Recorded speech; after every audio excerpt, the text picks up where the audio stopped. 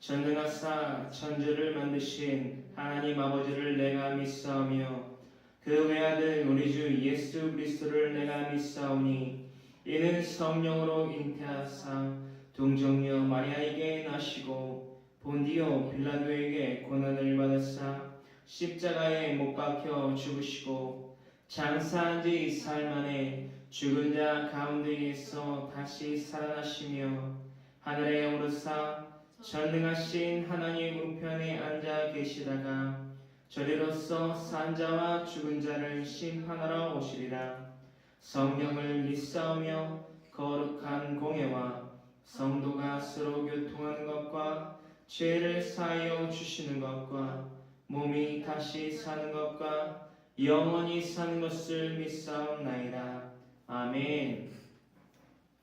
오늘 이 시간 찬양과 경배 시간 가운데에서 이러한 주제로 이 찬양과 경배의 이유를 분명히 깨닫는 시간 되기를 간절히 소망합니다. 오늘의 주제 바로 이것입니다. 바로 헌금하러 교회에 오지 마세요 라는 주제입니다. 헌금하러 교회에 오지 말라는 것입니다. 이게 무슨 말이냐라는 것이지요. 하나님 앞에 나올 때에 빈손으로 나오지 말라며 말라기서에 이를 때에 하나님께서 받으시는 그 제사가 분명히 있다라고 분명히 기록되어 있는데 오늘의 주제가 엉뚱하게도 헌금하러 교회에 오지 말라는 것입니다. 이게 무슨 깨달음을 얻고자 함인지 오늘 이것을 나누려 합니다. 오늘 그 첫 번째 주제 가운데에 헌금하러 교회에 오지 마세요 라는 주제를 가지고 가장 첫 번째 내주에서는 전부를 넣을 것이 아니라면 헌금하러 교회에 오지 말라라는 권면과 그 지혜, 그 진리를 세명된 말씀을 나누고자 합니다.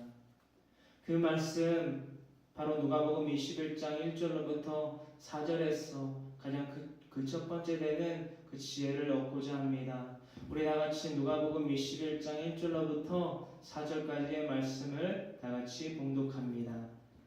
예수께서 눈을 들어 부자들이 헌금함에 헌금 넣는 것을 보시고 또 어떤 가난한 과부가 2렙돈 넣는 것을 보시고 이르시되 내가 참으로 너희에게 말하노니 이 가난한 과부가 다른 모든 사람보다 많이 넣었도다.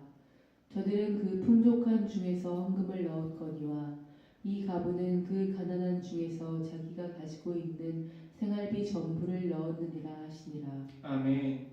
누가복음 21장 1절로부터 4절까지의 기록이지요. 예수님께서 그 제자들과 함께 그 유대인들 가운데에 그 이스라엘 백성들 가운데에 헌금함에 대하여 앉으시고 그 헌금함에 어떻게 헌금하는지 그 넣는 것을 보셨을 때의 기록입니다.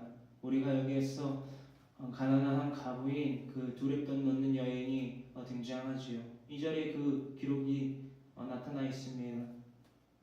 또 어떤 가난한 가부가 2렙돈 넣는 것을 보시고 예수님께서 인자께서 이르시되 내가 참으로 너희에게 말하노니 그 가장 먼저 그 제자들에게 또한 그 유대인들에게 또한 그 가난한 한 가부에게 이렇게 이르셨다는 것입니다.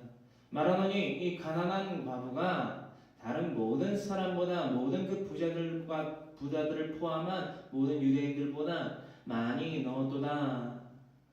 저들은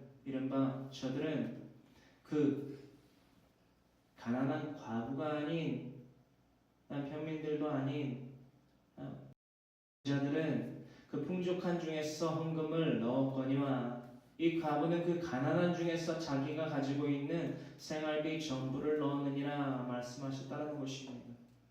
오늘 헌금하러 교회에 오지 마세요 라는 주제와 어떻게 보면 넉넉 될 수 있는 이 가난한 한 과부 또한 그 헌금함에 대하여 2렙돈 넣었던 이 과부를 가지고 중심의 그 인물의 그 사건을 가지고 어찌하여서 예수님께서 그 모든 헌금함에 넣은 사람보다 그 가난한 과부가 넣었던 그 2렙돈이 가장 큰 헌금이라 칭하셨는지 그 본 의미를 분명히 깨달았을 때에 엉뚱한 주제가 아닌 너무나도 우리에게 하나의 새 창으로 같이 우리의 양심을 찌르고 우리의 삶을 되돌아볼 수 있는 오늘의 이 설교 또한 이 나눔이 되기를 간절히 소망합니다. 아멘. 누가복음 21장 1절로부터 4절에 기록되어 있는 이 가난한 과부 그리고 두렛돈을 넣었던 그 과부, 가난한 그 과부, 그 가난한 과부에 대해서 우리가 그 배경과 왜 예수님께서 그 두렛돈이 가장 그 헌금함에 대하여 헌금한 그 모든 사람보다 가장 많은지 또한 이르셨는지 우리가 알아보고자 합니다. 우리가 잠깐 짚고 넘어갈 것이 있습니다. 그 가난한 과부가 그 헌금함에 넣었던 그 두렛돈은 그때 당시로 또한 오늘날 또한 환산하여 보았을 때에 그 두렛돈은 오늘날 우리가 몇 번 나누었던 것과 같이 오늘날 이루고 있는 목욕탕 혹은 몸을 씻을 수 있는 대중 목욕탕에 2번 입욕할 수 있는 비용에 불과했다라는 것을 우리가 기억하며 계속해서 성경에 기록된 가난한 과부의 그 배경에 대해서 알아보고자 합니다. 우리가 잘 알고 있는 신명기서 24장 6절에 기록되어 있지요. 그 가난함과 그 과부들과 또한 그 유대인의 그 문화 가운데 있어도 그 이스라엘의 그 선민들 가운데 있어도 부한 자들이 있고 그렇지 아니한 자들이 있었는데 그 부와 또한 그렇지 못한 그런 가난한 자들에 대해서 그 차이와 그들의 삶이 어땠는지 엿볼 수 있는 말씀입니다. 우리 다 같이 신명기서 24장 6절을 보았을 때에 그 가난한 과부의 그 배경을 역사적으로 되짚어보고자 합니다. 사람이 맷돌이나 그 윗짝을 전당 잡지 말지니 이는 그 생명을 전당 잡음이니라. 아멘. 6절에 기록되어 있는 것과 같이 이 맷돌의 윗짝을 전당 잡는 것, 이것은 곧 생명을 전당 잡은 것 같다라고 기록되어 있습니다. 이렇게나 많지 이렇게 어려웠던 삶을 살았던 이스라엘 백성들도 있었다라는 것을 우리가 알 수 있고요. 신명기서 24장 12절로부터 13절에 대해서 더욱더 상세하게 그 가난한 자들에 대해서 그 삶에 대해서 또한 그들과 함께 삶을 살아가는 부한 자들에 대해서 이렇게 기록하고 있습니다. 우리 다 같이 신명기서 24장 12절로부터 13절의 말씀을 봉독합니다. 그가 가난한 자이면 너는 그의 전당물을 가지고 자지 말고 해질 때에 그 전당물을 반드시 그에게 돌려줄 것이라. 그리하면 그가 그 옷을 입고 자며. 아멘. 그가 가난한 자이면 너는 그의 전당물을 가지고 자지 말고, 분명 부한 자와 또한 가난한 자에 대해서 이르셨지요. 모세를 통해서. 그 가난한 자가 그의 전당물을 가지고 혹은 그 맷돌을 가지고 즉 그 생명을 가지고 잠들지 말라는 것입니다. 더불어 13절에 해질 때에 그 전당물을 반드시 그에게 돌려주어라라고 합니다. 왜냐? 그 맷돌은 또한 13절에 이루고 있는 그 옷은 그에게 생명과도 아니 생명이라는 것입니다. 13절 후반절에 기록되어 있지요. 그리하면 그가 그 옷을 입고 자며. 유대인들의 문화, 즉 중동의 그 기후는 우리가 나눴던 것과 같이 아침에는 몹시 더워서 모자나 그런 터번이나 두건을 쓰지 아니하면, 또한 우리가 알고 있는 히잡이라는 것을 쓰지 아니하면 일사병에 걸릴 정도로 그 날씨에 아침에 기온이 몹시 높습니다. 또 그 반대로 저녁에는 너무 극심하게 추웠다라는 것입니다. 그래서 해가 지기 전에 그 담보 잡은 옷이나 그리고 더불어서 그 맷돌을 그들에게 주라는 것입니다. 맷돌은 그들의 곡식에 그들의 식을 의미하며, 또한 옷은 그들의 옷, 즉 생명을 의미한다는 것입니다. 이렇게 옷이나 전당물이 다른 것도 아니라 지금처럼 뭐 금이나 폐물이나 어떤 비싼 고가구들이 아니라 그들의 생명줄인 마지막 생명줄이라고 할 수 있는 옷이나 맷돌이 될 만큼 어떠한 계층은 너무나도 어려운 삶을 살았다라는 것을 우리가 알 수 있죠. 우리가 계속해서 나누고 있는 이것들이 어떤 인물에 대해서 엿보고자 함인고 하니 두렙돈 들인 그 여인의 그 삶이 얼마나 처참했고 얼마나 가난했는지를 엿보고자 함이라는 것입니다. 두렙돈, 그렇습니다. 그 두렙돈은 어찌 보면 그 여인의 하루의 품삯일 수 있습니다. 아니 그들의 유대인의 문화를 가만히 들여다보면 가난한 과부라는 것은 남편이 없다라는 것입니다. 유대인의 문화 가운데 의해서 과부는 일을 할 수 없습니다. 다른 사람이 그 여인에게 장가들거나 혹은 시집을 가야만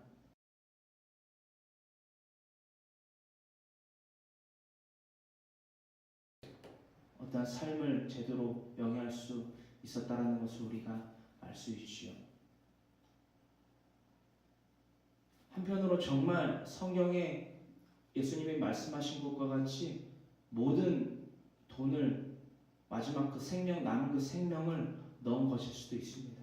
그만큼 긴박했고 그 여인에게는 없어서는 안 될 물질이었죠. 그 두렙돈이 입욕을 두 번밖에 할 수 없는 그 소량의 돈이 말입니다.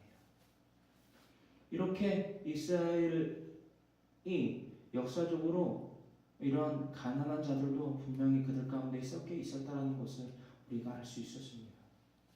또한 신명기서 24장 15절엔 이 말씀이 기록되어 있지요. 그 품삯을 당일에 주고 해지는 후까지 미루지 말라. 이것입니다. 그 두렙돈이 그 가난한 과부의 그 과부에게 하루에 품삯일 수 있었다는 것입니다. 이 신명기서 24장 15절의 말씀이 그것을 어떻게 보면 엿볼 수 있는 하나의 구절이 될 수 있지 않는가라는 묵상이었습니다. 더불어 이는 그가 가난함으로 그 품삯을 간절히 바람이라. 그 하루의 품삯을 간절히 바람으로 말미암아 그 품삯을 내일 주는 것도 아니라 한 달 후에 주는 것도 아니라 일삭을 주라라고 신명기서의 모세를 통해서 기록하고 선포하셨다는 것입니다. 17절에는 이 말씀이 있지요. 너는 개개나 고아의 성사를 억울하게 하지 말며 과부의 옷을 전당 잡지 말라. 이 가난한 과부의 옷을 전당 잡아 그것을 취리하고 세리로서 그에게 전당물을 잡고 돈을 구워주지 말라. 왜냐? 이는 그들에게 마지막 남은 생명이니라. 이 드렸던 이 여인이 드렸던 그 두렙돈의 의미는 바로 이것입니다. 그 마지막 생명이었다는 것입니다. 그래서 예수님께서 그 가난한 그 과부가 드렸던 두렙돈이 그 헌금함에 넣은 그 모든 사람보다 많았다라고 기록하고 또한 선포하고 말씀하셨다라는 것입니다. 예수님께서 왜 그렇게 지칭하셨을까요? 또한 왜 헌금함에 대해서 안 주셨을까요? 우리가 계속해서 이것을 알아보기를 원합니다. 그 두렙돈 드린 여인에 대해서 모든 것을 남은 그 모든 것을 넣으느니라 말씀하셨는데 전부를 헌금한다는 의미는 무엇인지 우리가 나눠보고자 합니다. 전부를 헌금한다는 의미. 전부를 헌금한다는 의미는 바로 내 생명을 드리는 것이라는 것입니다. 내 생명. 그렇습니다.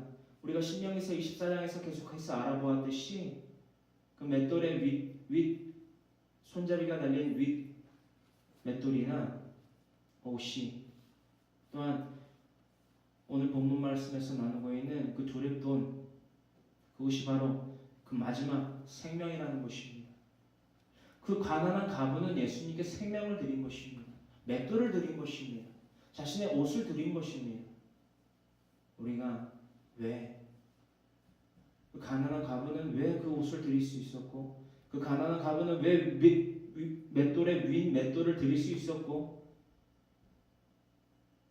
하루에 폼싸구로 받은 그 두렙돈을 혹은 어쩌면 자신에게 정말 일할 수 있는 조건도 안 되고 과부이기 때문에 할 수 있는 자격도 주어지지 아니한 그 여인에게 정말 마지막 남은 그 두렙돈, 그 생명을 드리는 것이라는 것, 이게 바로 전부를 드리는 것이라. 자신의 물질, 자신의 소유로 가진 것을 모두 드리는 것도 있지만 자신의 믿음을 드렸다라는 것입니다. 어찌하여 이 믿음을 드릴 수 있었습니까? 우리는 유대인들에게 전하는 사도행전에서 전하는 유대인들에게 전하는 베드로의 권면에서 그 두렵던 드렸던 그 가난한 과부의 그 여인의 믿음의 행위가 어떠한 것인지 이 사도 베드로를 통하여 다시 한번 엿볼 수 있다라는 것입니다. 베드로전서 4장 1절로부터 2절에서 그 가난한 그 과부가 드렸던 두렙돈의 의미를 조금 더 명백히, 조금 더 자세하게 우리가 깨달을 수 있기를 원합니다. 우리 다 같이 베드로전서 4장 1절로부터 2절의 말씀을 함께 봉독합니다. 그리스도께서 이미 육체의 고난을 받으셨으니 너희도 같은 마음으로 갑옷을 삼으라. 고난을 받은 자는 죄를 그쳤음이니 그 후로는 다시 사람의 정욕을 따르지 않고 하나님의 뜻을 따라 육체의 남은 때를 살게 하려 함이라. 아멘. 그리스도께서 즉 인자께서 이미 육체의 고난을 받으셨으니 즉 발꿈치를 상하셨으니 우리를 위하여 받으셨으니 너희도 같은 마음으로 갑옷을 삼으라. 예수 그리스도와 같은 그 갑옷을 입으라는 것입니다. 이는 육체의 고난을 받은 자는 죄를 그쳤음이니 예수 그리스도와 함께 그 십자가에 못 박힌 자는 이미 죄를 그쳤다라는 것입니다.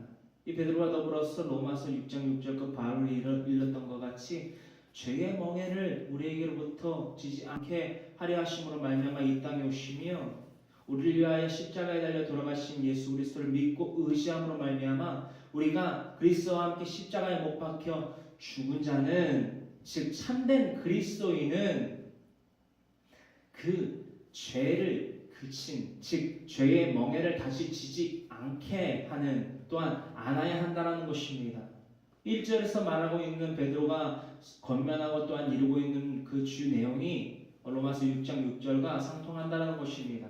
더불어 나아가서 2절에 그러므로 그 후로는 다시 사람의 정욕을 따르지 않고 갈라디아서 5장 24절로부터 26절에 이르고 있는 것과 같이 정욕을 육신의 탐심과 정욕을 따르지 아니하고 하나님의 뜻을 따라 무엇? 육체의 남은 때를 살게 하려 함이라. 아멘.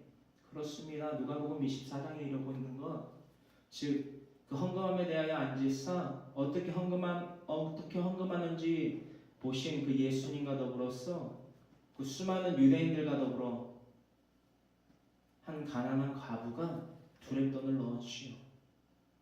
그렇습니다. 그때 당시에는 예수님이 베드로전서를 기록하는 이때 당시에는 예수님이 계시지 아니하셨지요. 성령님이 동행하셨고 예수님의 육은 이 땅 가운데 계시지 아니하였던 때라는 것입니다. 그렇다면 역사적인 또한 환경은 다르지만 우리가 이 가운데에서 상통하여 깨달을 수 있는 것이 무엇인지 찾아보기를 원합니다. 이 두렙돈 드린 여인은 어떠한 것을 또한 예수님을 어떠한 대상으로 여겼기에 어떠한 대상으로 믿었기에 그 두렵던 자신의 마지막 그 남은 생명을 드릴 수 있었냐라는 것입니다. 즉 자신의 그 육체의 남은 때를 드릴 수 있었냐라는 것입니다. 할렐루야. 이 두렵던 예수님께서는 헌금함에 대하여 앉으신 그 이유는 누가 제일 큰 액수를 갖다가 그 헌금함에 넣음으로 말미암아 배불리 제자들과 함께 배불리 호의호식을 하려 그 헌금함에 대하여 안 주셨던 것이 아닙니다. 오늘날의 주제가 왜 헌금하러 교회에 오지 마세요 라는 것일까요? 우리가 어떻습니까? 아무리 장로님이, 안수 집사님이, 권사님이, 집사님이 성도 중에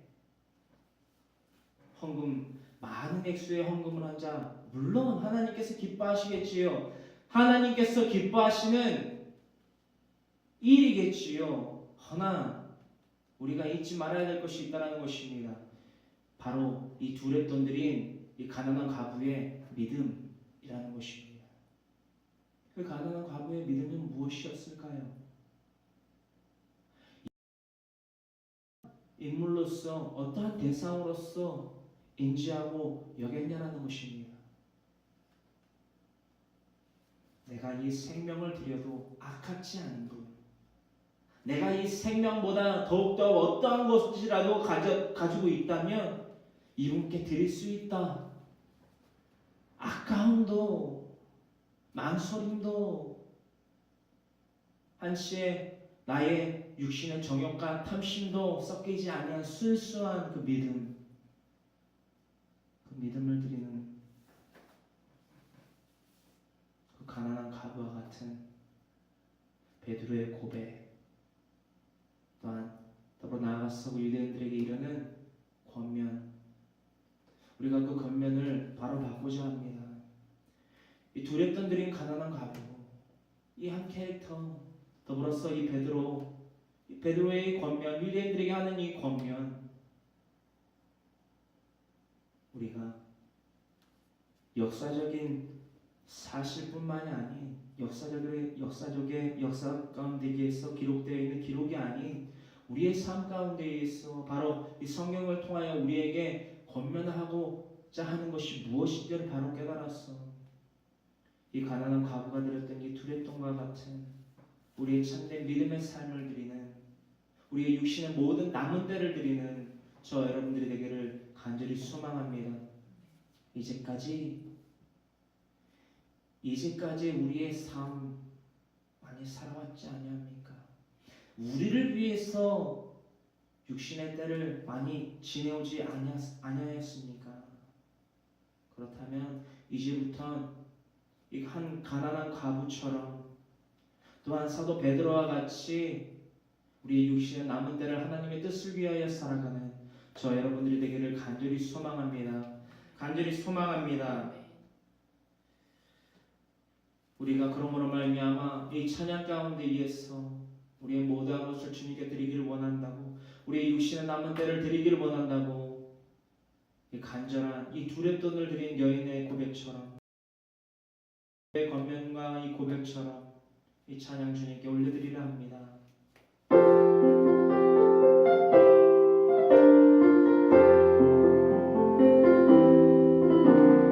나의 모습, 나의 소유, 주님 앞에 모두 드립니다. 모든 아픔, 모든 기쁨,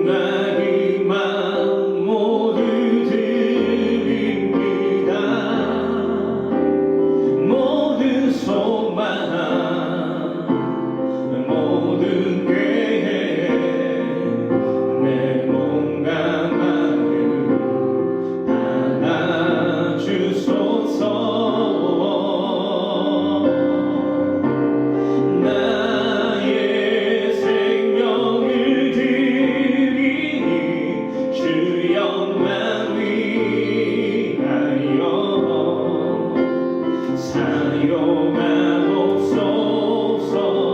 내가 사는 날 동안에 주를 찬양하며 기쁨의 제물 되리. 나를 받아주소서.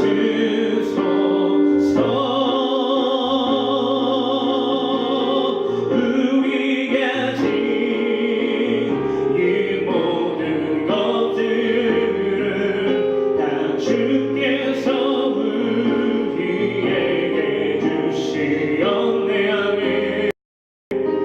몸밖에 드릴 것이 없으니 내 삶을 받아 주소서. 나의 생명을 드리니 주 영광 위 나의 남은 모든 삶을 사용하옵소서.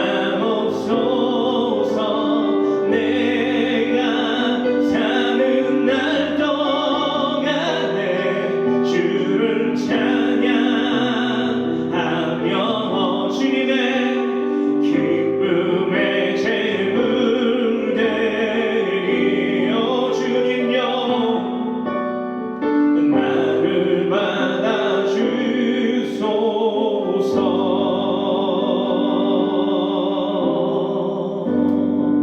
우리 육신의 모든 남은 때를 하나님의 영광의 뜻을 위하여 살아가는 참된 그리스도인들 되기를 소망합니다. 아멘.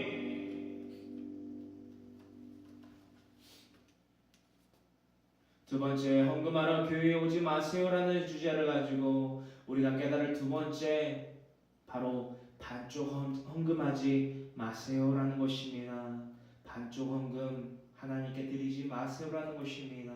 이 반쪽 헌금을 드리는 것은 무엇이며 우리가 드려야 될 헌금은 무엇인지 우리가 바로 깨닫는 이 시간 되기를 원합니다. 사도행전 4장 32절로부터 우리가 그 진리를 깨닫고자 합니다. 믿는 무리가 한 마음과 한 뜻이 되어 모든 물건을 서로 통용하고 자기 재물을 조금이라도 자기 것이라 하는 이가 하나도 없더라. 사도들이 큰 권능으로 주 예수의 부활을 증언하니 무리가 큰 은혜를 받아 그 중에 가난한 사람이 없으니 이는 밭과 집 있는 자는 팔아 그 판 것의 값을 가져다가 사도들의 발 앞에 두매 그들이 각 사람의 필요를 따라 나누어 주매라. 아멘. 사도행전 4장 32절로부터 35절에 탄생, 즉 베드로의 설교를 통하여 그 유대인들의 그 3,000명이 회심을 하며 잠대게 세례를 받고 그 사도들과 더불어서 교회의 그 탄생을 알리는, 그 교회의 시작을 알리는 그 초탄을 날린 그 기록이 기록되어 있습니다. 그들의 교회 공동체의 삶 가운데 의해서 가장 먼저 그들의 삶이 어떠했는지 우리가 알아보고자 합니다. 그들이 드렸던 그 헌금의 가장 기초가 됐던, 가장 모티브가 됐던 이 교회의 탄생, 또한 그 3,000명의 처음 그 회심했던 그 유대인들과 더불어서 이들이 이러한 삶을, 즉 저번 주에 나누었던 키부츠의 삶을 살았다라는 것을 우리가 알 수 있습니다. 그들이 살았던 삶, 어떠한 삶인지 다시 한번 한 절씩 세세히 나눠보도록 합니다. 32절에 이르고 있지요. 믿는 무리가 한 마음과 한 뜻이 되어, 즉 인자를 믿는 그 모든 무리가 한 마음과 한 뜻이 되어 공동체 생활을 했는데, 그들의 공동체 삶은 모든 물건을 서로 통용하고 자기 재물을 조금이라도 자기 것이라 하는 이가 하나도 없더라. 즉 자유 공동체 삶을 살았다는 것입니다. 우리가 어찌 보면 이게 공동체 삶이라고 해서 공산주의라고도 우리가 이해할 수 있는데요. 그것이 어찌 보면 맞고 어찌 보면 틀릴 수 있다는 것입니다. 공산주의가 조금 네오막시즘이 되면서 조금 우리가 그 이해가 조금 퇴색되고 조금 혼용하여 쓰는 그런 문장들이 많기 때문에 가급적 그런 공산주의다 아니다라는 표현보다는 그냥 키부츠의 삶을 살았다. 그들의 문화권 가운데 있어도 키부츠라는 단어로서 그 총칭을 하기 때문에 우리가 그렇게 이해하는 것이 빠르고 더욱더 명확한 것이라고 잠깐 짚고 넘어가고자 합니다. 그래서 자기 재물을 조금이라도 자기 것이라는 이가 즉 소유를 따지지도 묻지도 않았다. 그 공동체 즉 공동의 소유로서 여겼다라는 것입니다. 더불어서 사도들이 그 권능으로 주 예수의 부활을 증언하니 날마다 벼떡을 떼듯이 즉 진리의 말씀을 그들의 공동체 삶 가운데 의해서 날마다 그 사도들이 베드로와 더불어 그 모든 요한과 더불어서 그 사도들이 날마다 예수 그리스도의 죽음과 그 부활에 대해서 또한 다시 오실 재림의 예수님께서 또한 더불어 나아가서 그들이 감당해야 될 지상 명령에 대해서 알렸다라는 것을 우리가 33절을 통해서 알 수 있습니다. 그러므로 말미암아 우리가 큰 은혜를 받아서 이렇게 삶을 살았는데 이것이 헌금의 기초가 되는 신약에서 기초가 되는 헌금의 기초가 되는 것을 우리가 알 수 있습니다. 34절 계속하여 이르기를 그 중에 가난한 사람이 없으니 왜냐 이는 밭과 집 있는 자는 팔아 그 판 것의 값을 가져다가 무엇을 했느냐 그들의 삶, 즉 자신의 소유가 조금 더 제 것이라 하는 자가 없다라고 했는데 34절에 더욱더 나아가서 이는 밭과 집 있는 자는 가져다가 누구한테 주느냐 자신들이 직접 누군가를 돌보거나 자신들의 이웃에 있는 누가 친인척들이 어려운 사람들이 있으면 그냥 도와주는 것이 아니라 가장 먼저 그 헤더의 역할을 하고 있는 베드로와 그 사도들에게 주었다는 것입니다. 그들의 발 앞에 그들이 두었다는 것입니다. 마치 멜기세덱이 처음 받았던 그 11조와 같이 그들이 사도들의 발 앞에 자신의 소유를 모두 팔아서 그 판값을 내려놓았다는 것입니다. 즉 헌금을 했다는 것이지요. 그 헌금을 가지고 이 사도들이 무엇을 했느냐? 각 사람의 필요를 따라 나누어 줍니다. 35절 후반절에 나와 있는 각 사람의 필요를 따라 나눠줬다는 것은 이 교회 공동체, 이 교회 탄생의 일원이 됐던 이 3,000명과 더불어서 그 회심했던 그 모든 성도들에게 각기의 필요에 따라 공동체에게 나눠준 것도 있지만 더욱더 나아가서 예수님이 우리에게 명령하셨던 것과 같이 고아와 가부와 객들에게 그 필요에 따라 그들에게 충족할 수 있는 것들을 나눠주었다는 것입니다. 그래서 잠깐 짚고 넘어가자면 우리가 잊지 말아야 될 것이 있습니다. 각 사람의 필요를 따라 나눠졌다. 그 범위를 더욱더 확장시켰는데 그 확장시킨 의미가 무엇인가 하니 각 사람의 필요를 따라 그 물질과 그 물건들을 나누어줬을 때에 즉 그들과 통용했을 때에 이 회심의 그 설교로 말미암아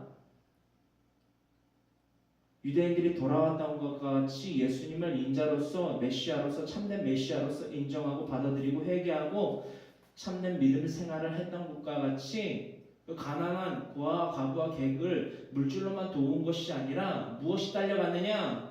기반되어 갔느냐? 기초적으로 딸려갔느냐? 무엇이냐? 그게 복음이라는 것입니다. 복음으로서 그들에게 물질로만 준 것이 아니라 물질은 덤이며 주요 핵심은 복음이 전해졌다는 것을 우리가 알 수 있습니다. 그것에 대해서 우리가 조금 더 시간을 가지고 점차 우리가 그 복음과 물질 이 두 개는 상관관계며 둘이 떨어져서도 안 되고 하나만 앞서가서도 안 된다는 것을 우리가 훗날 주요 본문으로 삼아서 나눠보는 시간이 있을 것입니다. 더불어서 사도행전 5장 1절로부터 2절 그 범주를 넓히자면 11절까지 이르러서 우리가 아나니아와 삽비라라는 인물을 통해서 이 초대교회의 그 탄생과 더불어 온전치 아니한 반쪽짜리 헌금이 있었고 그 사건이 있었고 그 반쪽짜리 헌금의 그 사건으로 인하여서 그들의 삶이 어떻게 되었는지를 우리가 살펴보고자 합니다. 교회하러 헌금하러 교회에 오지 마세요라는 주제 이 두 번째 단락 가운데에서 이 아나니아와 삽비라라는 인물을 통해서 그 본문의 그 주제가 결코 헛되지 아니하고 엉뚱하지 않다는 것을 우리가 알 수 있습니다. 사도행전 5장 1절로부터 2절의 이 말씀, 온전치 아니한 그들의 헌금, 우리가 살펴보고자 합니다. 아나니아라 하는 사람이 그의 아내 삽비라와 더불어 소유를 팔아 그 값에서 얼마를 감춤해 그 아내도 알더라. 얼마만 가져다가 사도들의 발 앞에 두니. 아멘. 온전치 아니한 믿음의 결과, 그들의 그 유대인들이 모든 소유를 팔아서 그 판 값을 가지고 사도들의 발 아래 주었다는 것입니다. 가장 첫 번째로는 그 교회 공동체, 즉 회심한 그들의 모든 공동체와 더불어서 그 예수를 믿는 그리스도인들에게 그 각기 소유에 따라 각기 필요에 따라 물질이나 물건들을 통용하였고, 더욱더 나아가서 가난한 고아와 가부와 객을 복음 가운데 의해서 도와주었다는 것입니다. 그 가운데 의해서 그 수많은 무리 가운데 의해서 아나니아와 삽비라라는 인물이 그 유대인들과 더불어서 각 그 소유를 팔아서 사도들의 발 아래에 두었는데, 그 과정 가운데 의해서 불순물이 섞여 있었다라는 것입니다. 반쪽짜리 믿음이 섞여 있었다는 것입니다. 그들의 행태는 이러합니다. 아나니아라 하는 사람이 그의 아내, 즉 남편은 아나니아고 아내는 삽비라입니다. 이 아나니아와 삽비라라는 인물 둘이서 더불어 소유를 팔아서 그 유대인들과 같이 소유를 팔아서 그 값에서 얼마를 감추었다라는 것입니다. 왜? 처음에 마음 헌금하려, 공동체의 삶, 그리스도인의 공동체, 즉 교회의 그 탄생을 알리는 그 시발점에 되는 초탄을 알리는 그 회심에서 돌아온 그 유대인 3,000명과 더불어서 그들의 그룹 가운데 섞여 있기 위해서 아나니아와 삽비라가 자신의 소유를 팔았다는 것입니다. 그래서 그 돈을 받았다는 것입니다. 그런데 그 값에서 얼마를 감추었지요. 이것이 그들의 불순물이며 이것이 그들의 믿음의 반쪽짜리입니다. 그것을 그 아내도 알았다라는 것입니다. 아나니아가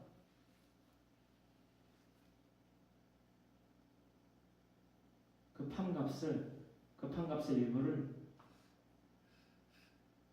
감춘 것을 그 아내도 알았다는 것입니다. 우리가 이 2절에서 참으로 아쉽고 너무나도 그러지 말아야 되는데 라는 그런 참 아쉬움이 있는 것이 있습니다. 이 사건이 무엇과 비슷합니까? 선악과 사건과 너무나도 흡사합니다. 남편과 아내가 바뀌었긴 했지만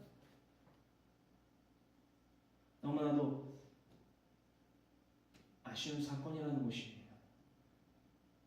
그 아내도 알았다라면, 여보, 아나니아야, 우리가 이 반쪽짜리 믿음을 가지고 어떻게 이 헌금을 드릴 수 있습니까? 어떻게 이 불순물 섞인 믿음을 가지고 이 그리스도인이라는 공동체로 들어갈 수 있습니까? 우리 욕심은 죄를 낳습니다. 죄는 사망입니다. 우리가 왜 전적으로 회심하려 한다면 이러한 욕심을 우리가 가질 수 있습니까? 안 됩니다. 꺼내오십시오. 이것이 너무나도 이상적이고 이래야만 했는데 그들이 그렇지 못했습니다. 그래서 그 믿음의 결과로서 그들은 목숨을 잃지요.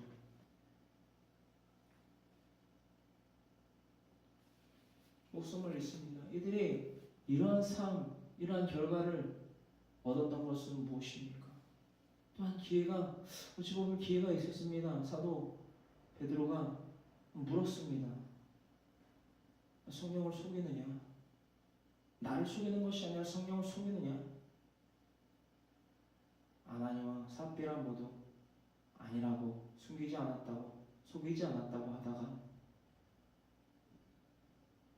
죽지요. 결국엔 죽습니다. 왜 이들이 죽었느냐? 성경에는 명백한 진리가 있습니다.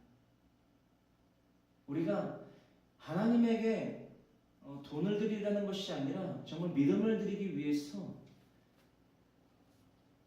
물질이 아닌 헌금을 드리려 한다면 자신의 소유를 주장하지 아니하고 내 것이라 제 것이라 하는 이가 하나도 없어야 된다는 것입니다.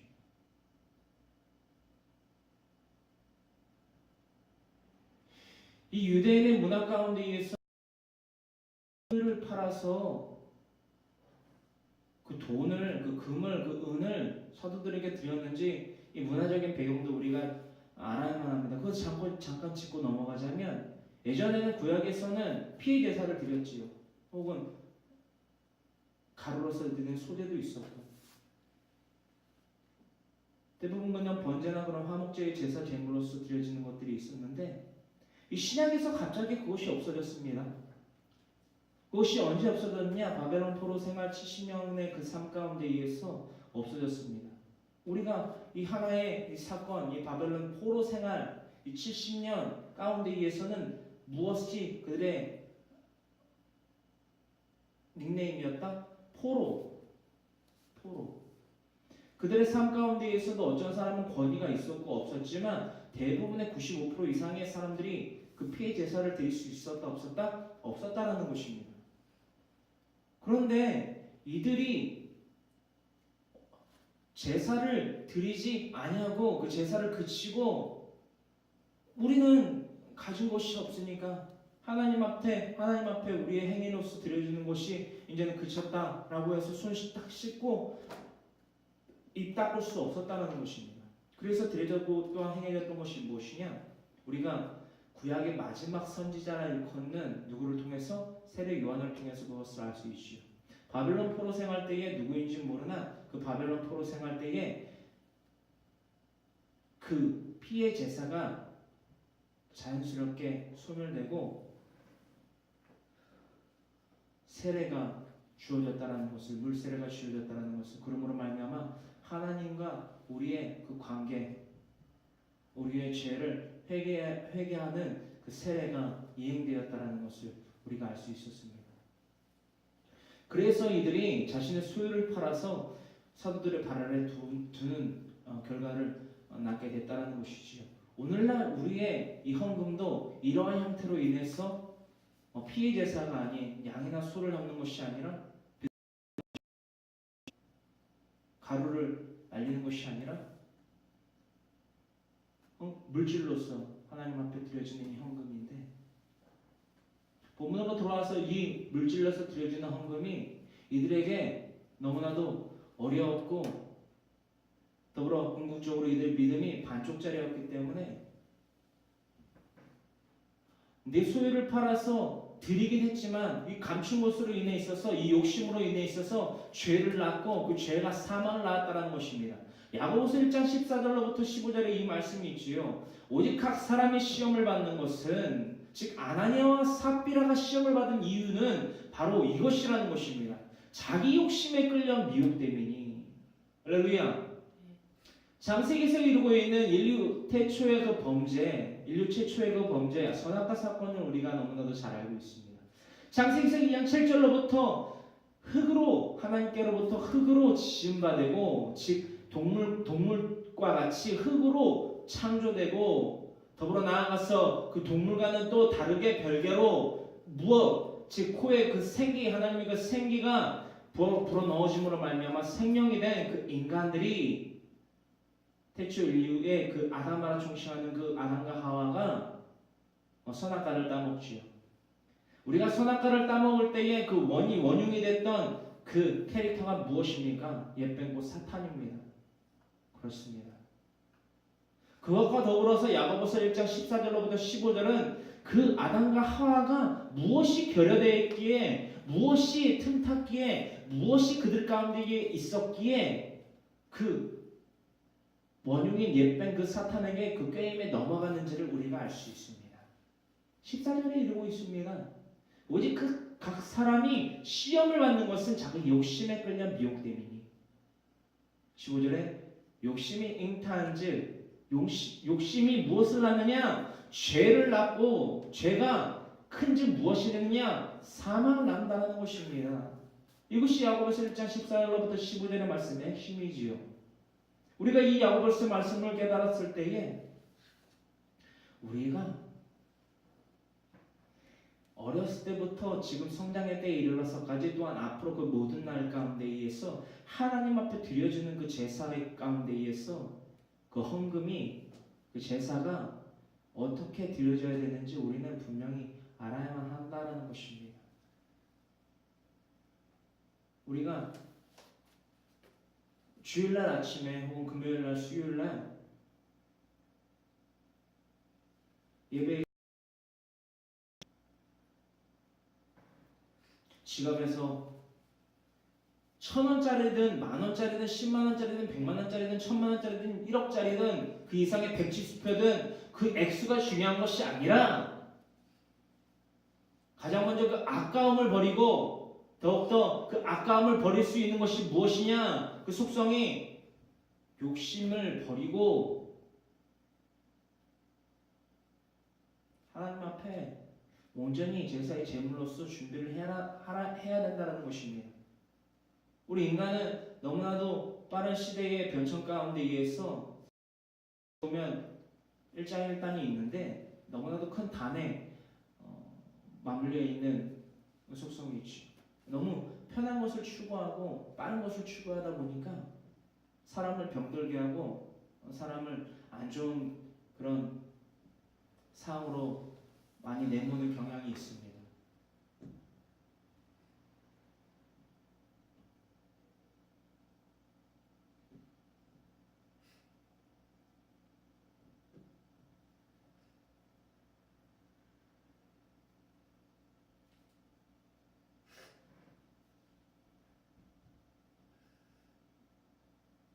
그 삶 가운데 의해서 우리가 깨달아야 되는 것이 이것입니다. 유월절이 즉 패스오버의 그 사건에 대해서 감사하는 그 절기를 지키는 그 유월절이 어떻게 지켜졌는지 구약에서 어떻게 지켜졌는지 우리가 알아야만 합니다. 유대인의 유월절이 이르러서 그 다윗성 즉 훗날 예루살렘 성에서 그들이 어떻게 유월절을 지냈는지 또한 얼마의 기간 동안 유월절을 지냈는지 우리는 나눠서 잘 알고 있습니다. 4일 동안 그 유월절을 지내지요. 그 4일을 보내기 위해서 어떻게 그들이 제사의 제물을 준비했는지 우리는 잊지 말아야만 합니다. 오늘날 너무 어찌 보면 그 문화의 그 세대의 변천으로 인해 있어서 그 피해 제사가 그치고 그 세례로부터 이어진 그 물질 즉 전으로서 금전으로서 하나님 앞에 드려지는 그 헌금이 너무나도 그 의미를 퇴색시키고 그 의미를 너무나도 우리에게 부여되지 않음으로 인해 있어서 이게 준비되지 아니함과 더불어서 우리의 욕심이 섞여 있는 것이 너무나도 많다는 것입니다. 하나님이 우리에게 요구하시는 것은 금전의 액수가 아닙니다. 잊지 마십시오. 하나님은 우리에게 많은 돈을 요구하시는 것이 아닙니다. 우리의 믿음을 보시는 것입니다. 우리 가운데 욕심이 섞여 있고 우리 가운데에 준비되지 못함이 섞여 있고 우리 가운데에 하나님을 경외하는 마음이 없다면 하나님께서는 우리의 헌금을 받지 아니하십니다. 기쁨으로 받지 아니하십니다. 예수님이 그것을 알려주셨다는 것입니다. 누가복음 24장 본문 말씀입니다. 이 헌금함에 넣은 그 저 모든 자들보다 이 한 가난한 가부가 넣은 이 둘의 돈이 가장 크도다, 가장 많이 넣었도다 말씀하신 예수님. 오늘날 우리가 드린 헌금, 그 믿음 반쪽짜리는 아닌지 우리가 되새기며 그것을 깨닫고 이제까지 내가 드렸던 헌금이 반쪽짜리 헌금 또한 반쪽짜리 믿음이었다면 하나님 앞에 온전히 회개하고 온전한 헌금, 온전한 물질, 더욱더 나아가서 궁극적으로 가장 큰 믿음을 하나님께 드려줄 수 있는 저와 여러분들이 되기를 소망합니다. 주님 내 안에 계시기에 내게 참된 기쁨이 넘침으로 말미암아 주님에게 우리의 삶 참된 믿음을 드리길 원한다고 찬양합니다. 언제나 내 모습 너무나 부끄러워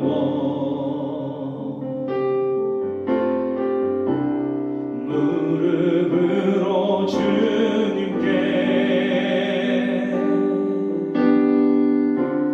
기도로 가오니 나 홀로 서 있는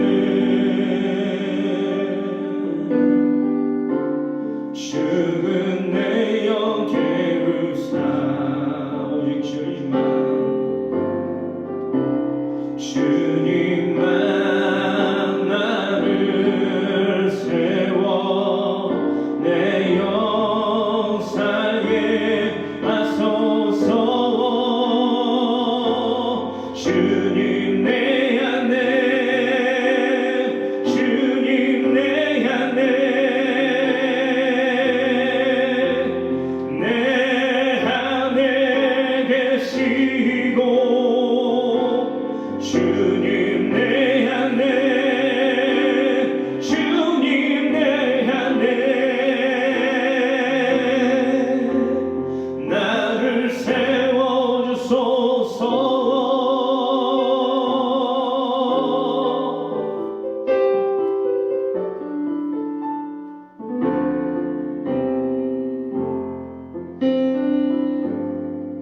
언제나 내 모습이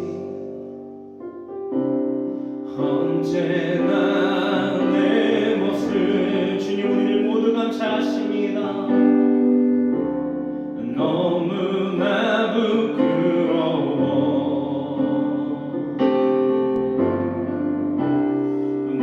무릎으로 주님께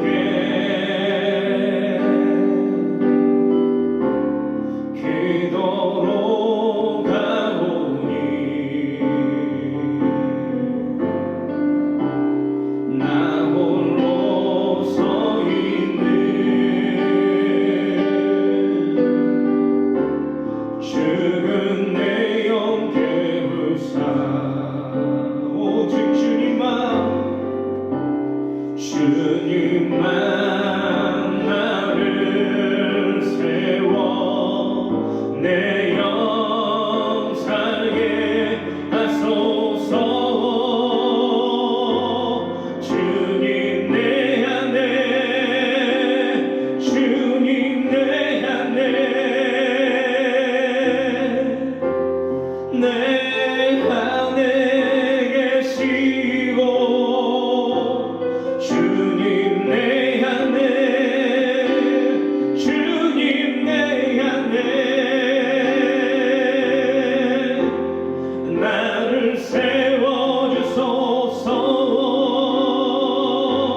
주님 내 안에 주님 내 안에 살아계시고 내 안에 계시고 주님 내 안에 주님 내 안에 나를 세워주소서.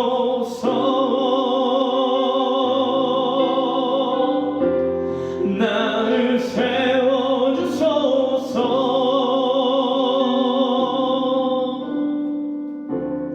나를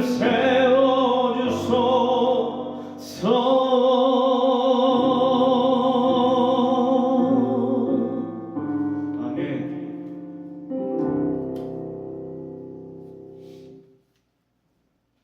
헌금하러 교회에 오지 마세요. 라는 주제 가운데에 세 번째 우리가 깨달아야 될 것이 바로 이것입니다. 내 소유가 있다고 착각하지 말라라는 것입니다. 내 소유가 있다고 착각하지 마세요. 그렇습니다.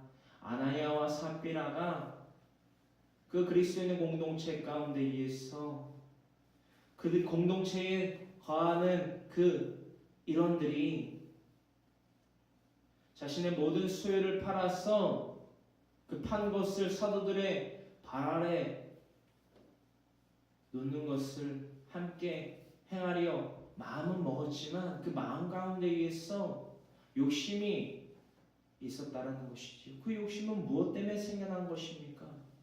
무엇으로부터 발원된 욕심이라는 것입니다. 그러므로 말미암아 죄를 낳고 사망을 낳게 되었냐는 것입니다. 아담과 하와 또한 그러하지요. 바로 이 세 번째의 이 핵심의 이 세 번째 주제를 이 깨달음이 없었기에 그러했다라고 우리가 깨닫기를 원하며, 세 번째, 내 소유가 있다고 착각하지 마세요. 내 소유가 있다고 착각함으로 말미암아 아나니아와 삽비라와 같이 그 욕심, 그 아까운 그 반쪽짜리 믿음, 그 죄와 사망을 낳게 됐다는 것을 우리가 잊지 아니하길 소망합니다. 욥기서 1장 20절로부터 22절에 기록되어 있는 이 사실을 우리가 깨달고자 합니다. 욥이 일어나 겉옷을 찢고 머리털을 밀고 땅에 엎드려 예배하며 이르되 내가 모태에서 알몸으로 나왔사온즉 또한 알몸이 그리로 돌아갈 올지라. 주시니도 야훼시요 거두시니도 야훼이시오니 야훼의 이름이 찬송을 받을지니이다 하고, 이 모든 일에 욥이 범죄하지 아니하고 하나님을 향하여 원망하지 아니하니라. 아멘. 욥기서 1장 20절로부터 22절 그 욥 옛뱀 사탄이 하나님을 충동하였다라고 하는 2장에 나와 있는 것과 같이 충동함으로 인해 있어. 하나님이 그 욥에게 몸에 손을 대지 말고 시험해보라. 충성스러운 욥이니라 라고 일컬으셨죠. 그래서 뱀이 욥을 시험합니다. 가장 먼저 그들의 종과 그들의 양, 즉 가축들이, 더불어서 그들의 자녀들이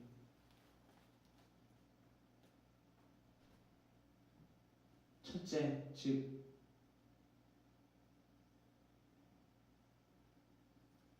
그의 장손이 아닌 무엇이죠? 첫째 아들을 뭐라 그러죠? 장남? 장자죠. 장자와 더불어서 그들이 함께 그 한 집에 거해서 그 장자의 집에 모여서 있을 때에 거센 바람이 불어와서 그 네 모퉁이를 쳐서 그들이 모두 깔려 죽었지요. 그 이후에 욥이 하나님께 드린 고백이며 깨달음입니다. 욥기는 시가서로서 분류되어 있는데요. 시가서가 한편으로 성경학자들이 시가서라고 해서 하나의 시편과 같이 시가서로서 이것이 팩트가 아닐 확률이 많다라고 지적하기도 하지만, 이것이 하나로서 정경으로서 역사서로서 또한 시가서로서 채택될 수 있는 이유가 분명히 있듯이 이것이 팩트인지 아닌지, 실존했던 인물인지 아니었는지는 우리가 그다지 우리에게 중요한 것은 아닌 것 같습니다. 그래서 이 욥기라는 인물을 우리가 묵상하면서 나누어 봤을 때에 곰곰이 생각해 보길 원합니다. 과연 내 물질과 내 종들은 뭐 그렇다 치지만, 뭐 여차여차해서 그럴 수 있다 치지만, 내 자녀들 마저 한 집터에서 모두 다 몰살이 된다면 이런 욥과 같이 하나님께 이런 고백을, 이런 믿음을 드릴 수 있을까? 라는 것을 통해서 도전받는 이 시간 되기를 원합니다. 상당히 도전을 받습니다. 이러한 사건이 나에게 다가왔을 때 내가 욥과 같이 할 수 있을까? 내가 욥과 같이 이런 행위가 아니라 이런 믿음을 하나님께 드릴 수 있을까? 이 믿음의 고백을 드릴 수 있을까? 라는 것을 항상 그려보고 생각하고 묵상해 보길 원합니다. 욥이 일어나 겉옷을 찢고 이러한 사건들이 이런 종과 양과 모 가축들과 심지어는 자신의 장자와 더불어서 모든 자녀들이 죽었을 때에 이러한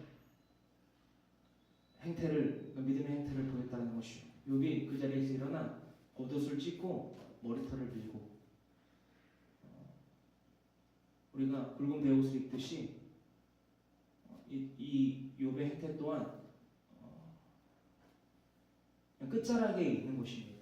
인생의 끝자락. 이제 뭐 나에게 뭐 부도 귀도 영마도 아니고 지금 이제 끝자락이다. 무엇을 사생결단을 해야 되는 순간이다. 그러면서 일어나서 겉옷을 찢고 머리털을 밀고 이러한 행태를 했는데 그 행태인즉슨 땅에 엎드려서 무엇했다라고 예배했다라는 것입니다.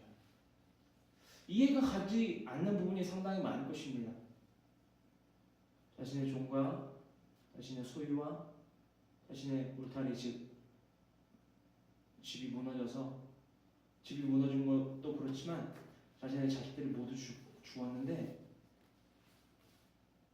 그 상황을 보고 겉옷을 찢고 머리털을 밀고 하는 행동이 뭐하냐? 땅에 엎드려갖고 하나님한테 예배했다는 것입니다. 예. 이 상황에서 이런 행위가 나올 수 있을 거냐는 것이죠. 21절에 이 고백이 이루어집니다. 이르되 내가 모태에서 알몸으로 나왔사온즉 자신의 태로부터 난 것을 거슬러서 말하지요. 고백하니 또한 알몸이 그리로 돌아올지라 내가 아무것도 없이 이 땅 가운데 왔으니까 당연히 이 땅 가운데에서 돌아갈 때도 아무것도 없이 무에서 무로 돌아가는 것이 당연하다. 왜냐? 그것이 왜냐? 주시니도 야훼시요 거두시니도 야훼시오니 야훼의 이름이 찬송을 받을지니이다. 21절 가운데에서 21절로부터 22절 가운데에서 이 욥의 마음 가운데에 이 고백과는 다르게 다른 마음이 풍만해 있다라고 해도 좋습니다.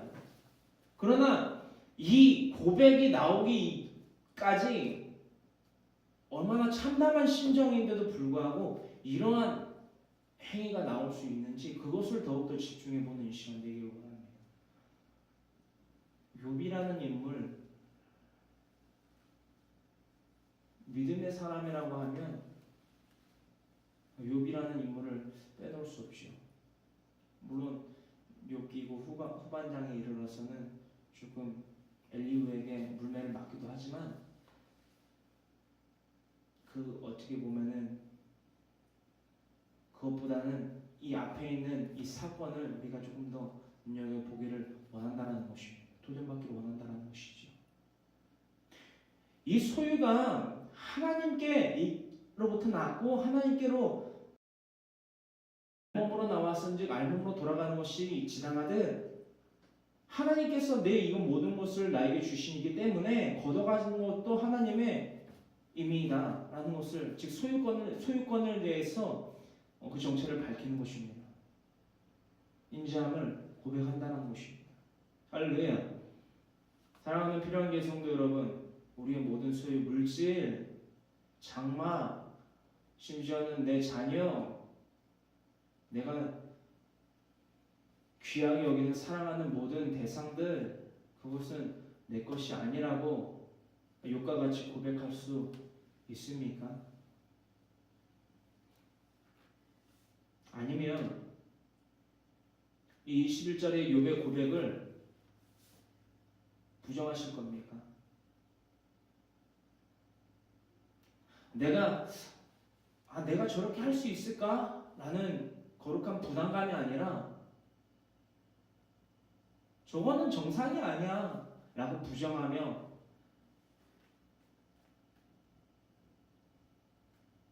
손가락질할 수 있느냐는 것입니다. 참된 말씀을 통한 도전을 받는 자들의 분명한 자세여야 되는 것을 우리가 잊지 아니하길 소망합니다. 주시니도 야훼시오 거두시니도 야훼시오 야훼의 이름이 찬송을 받을지니이다. 무슨 상황 가운데에서도 하나님을 칭송하며 하나님을 높여드렸던 그 욥. 이 12절에 이 모든 일에 욥이 범죄하지 아니하고 즉 욕심을 즉 죄를 즉 사망을 낳지 아니하고 하나님을 향하여 원망하지 아니하리라. 할렐루야. 어떤 상황 가운데서 하나님을 원망하지 아니하고 하나님 감사합니다. 주신 이가 하나님이시기 때문에 걷어가실 때에도 하나님이 걷어가신다면 참 감사합니다. 왜냐? 내 소유가 아니기 때문에 하나님이 소유이시며 하나님이 주시고 하나님이 가져가시는 거기 때문에 즉 모든 소유권은 하나님께 있습니다. 그러므로 말미암아 내가 아깝지도 그것을 통해서 욕심내지도 그것을 통해서 죄를 짓지도 하나님 앞에 그 사망을 낳지도 아니합니다. 라는 고백, 이것이 바로 욥의 고백인 것을 우리가 잊지 아니하길 소망합니다. 잊지 아니하기를 소망합니다. 우리가 이 찬양을 통해서 깨달을 것이 무엇입니까? 나는 어떤 상황 가운데에서도 하나님을 참되게 예배하는 예배자입니다라고 고백하는 이 시간 되기를 간절히 소망합니다. 아멘.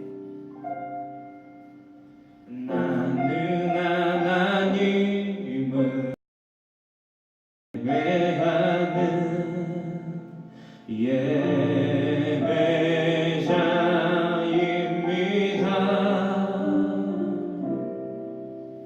내가 서 있는 곳 어디서나 하나님을 예배합니다.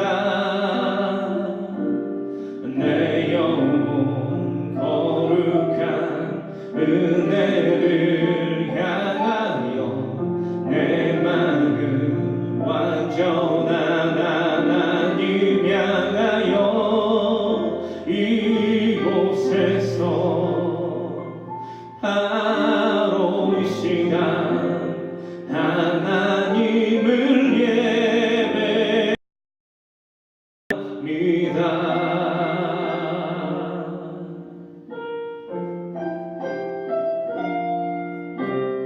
나는 하나님을 예배하는 예배자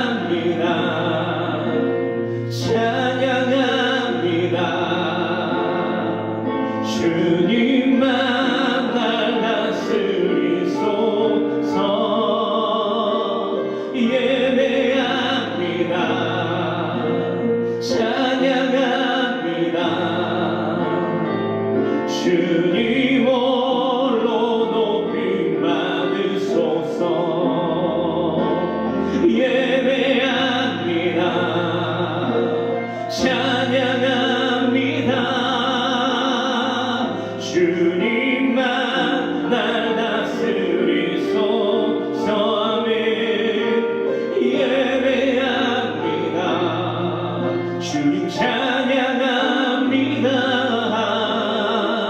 주님 홀로 높임 받으소서. 이곳에서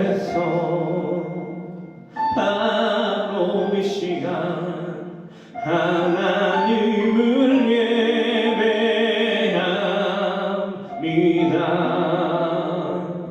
이곳에서 바로 이 시간 하나님을 예배합니다.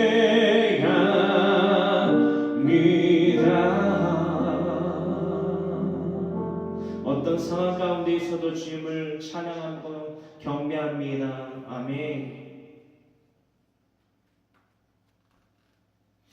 그러므로 말미암아 우리들의 삶의 목표는 무엇입니까?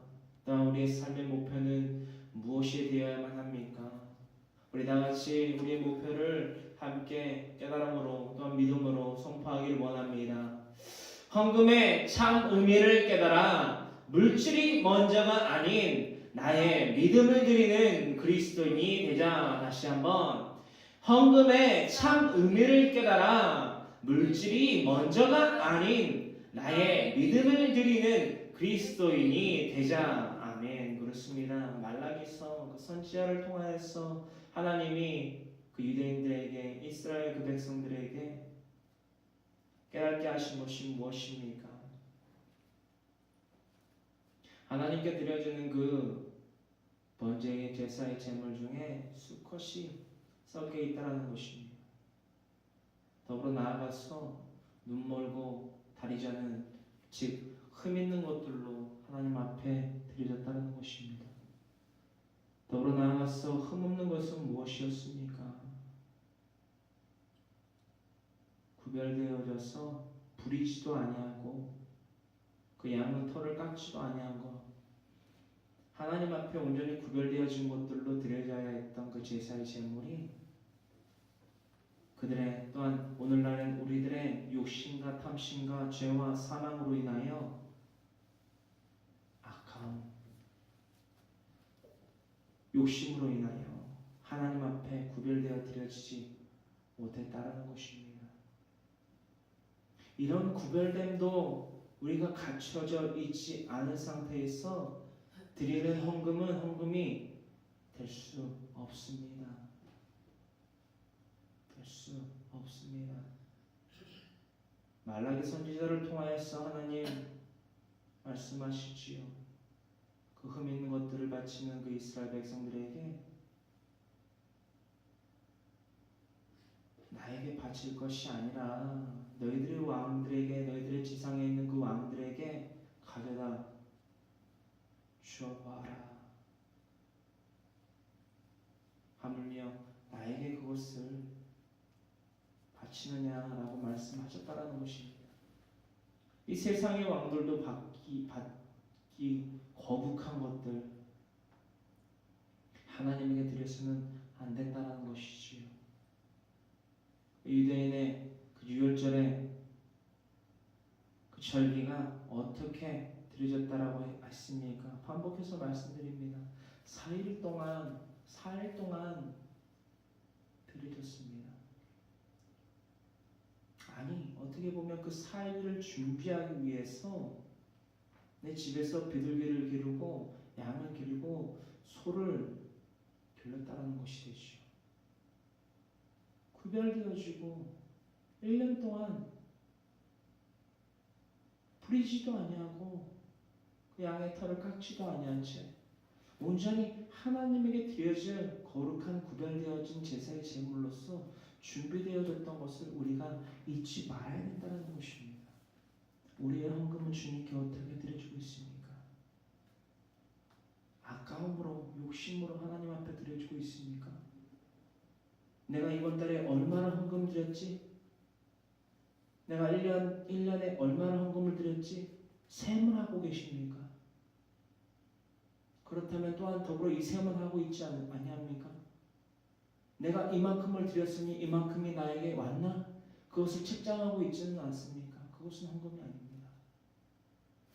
하나님은 예수님을 통하여서 하나님이 원하시는 헌금은 무엇인지 누가복음 24장에 오늘 본문 말씀에 기록하고 있지 아니합니까?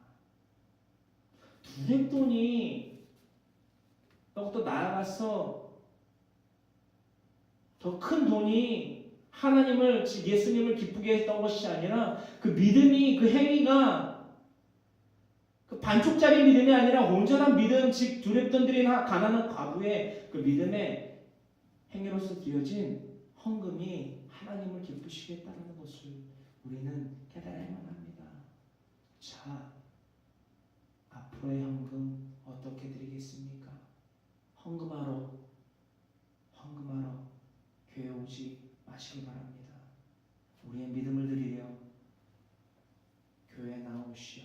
우리의 믿음을 하나님께 드렸을 때에 우리가 드리는 그 두렙돈이라 할지라도, 아니 그 두렙돈은 더욱더 크게 더욱더 기쁘시게 받으시는 하나님이라는 것을 잊지 아니하는 저와 여러분들이 되기를 간절히 소망합니다. 그러므로 말미암아 이 땅 또한 이 시간 이 자리에 하나님이 원하시는 예배자로서 거듭나는 저와 여러분들의 앞으로의 모든 나날들 되기를 간절히 소망합니다. 간절히 소망합니다. 주님 찬양합니다. 주님이 찾으시는 한 사람의 그 한 예배자가 되기를 간절히 소망합니다.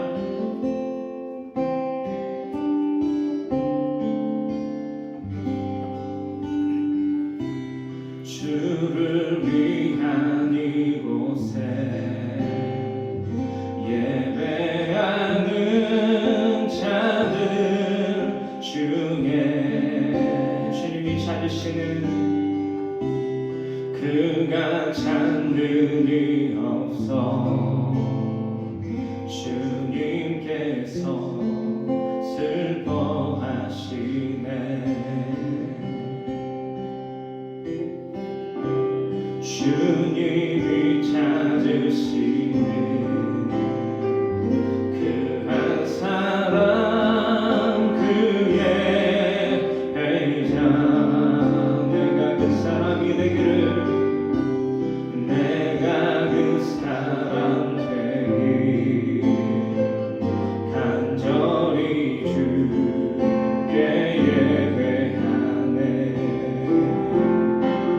주 은혜로 이곳에 서 있네. 주 임재에 오로지 엎드려 절하네. 그 어느 것도 난 필요 없네. 주님만 경배해. 주 은혜로 이곳에 서 있네. 주 임재에 엎드려 절하네.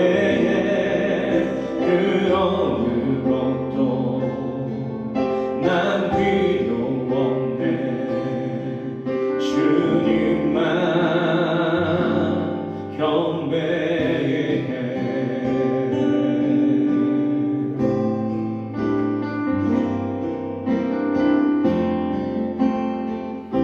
믿음으로 하나님을 기쁘시게 하길 원합니다. 주를 위한 이곳에 예배하는 자들 중에 하나님께서 찾으십니다. 그가 찾는 이 없어 주님께서 슬퍼하시네.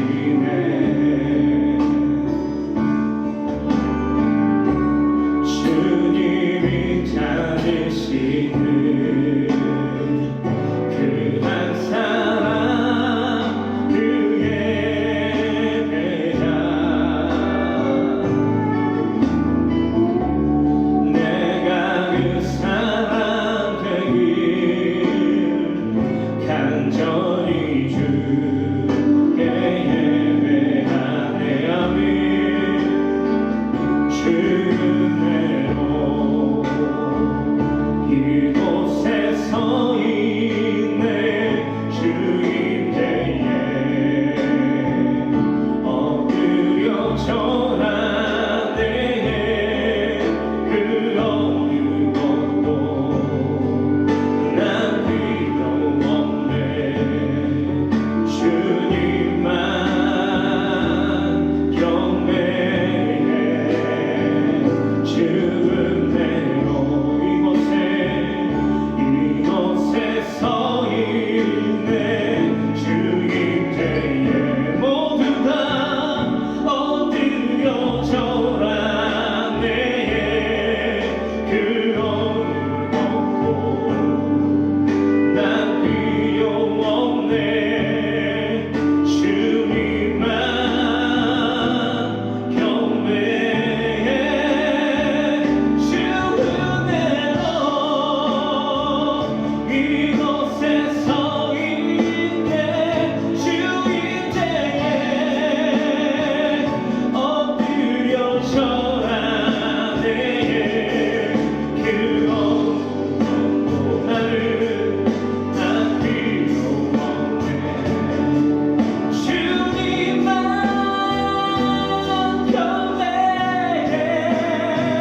주 은혜로 이곳에 서 있네. 주임대에 엎드려 절하네.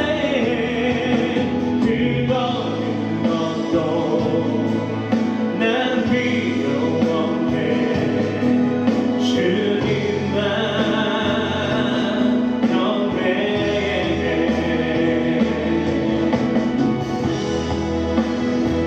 하나님께서 예수님을 통하여 그 사랑을 완치하심으로 인하여 우리는 구원을 얻게 되었습니다.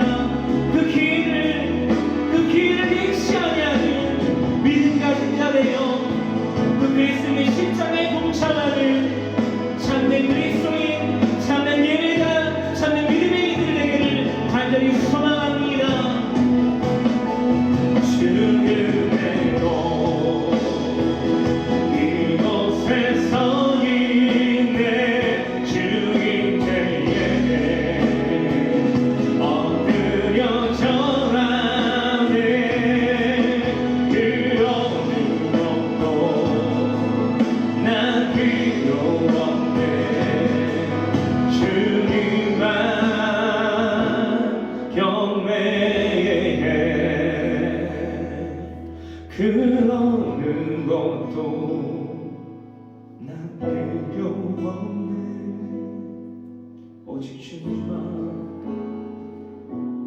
오직 주님만 경배합니다. 아멘. 아멘. 우리 오늘도 어떤 상황 가운데 있어도 주님만을 예배하길 원합니다.